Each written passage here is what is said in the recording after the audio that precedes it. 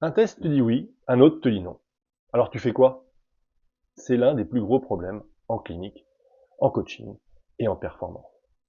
Les tests contradictoires. Et le pire, beaucoup prennent une décision sans vraiment comprendre pourquoi. On aimerait que les tests donnent une réponse claire, positif ou négatif, prêt ou pas prêt, danger ou sécurité.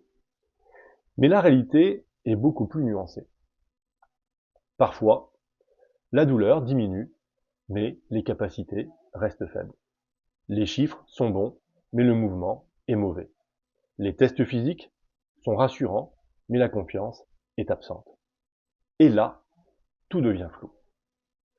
La grosse erreur, c'est de chercher le test parfait. Parce qu'aucun test ne résume une personne entière. Un test mesure une information, pas toute la réalité. Le problème commence quand tu donnes trop de poids à une seule donnée. Quand les tests se contredisent, il faut hiérarchiser les informations.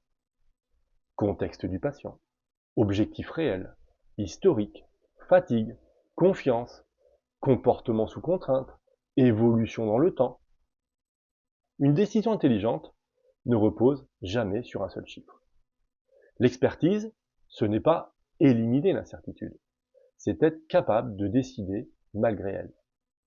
Parce qu'en réalité, tu n'auras presque jamais 100% de certitude.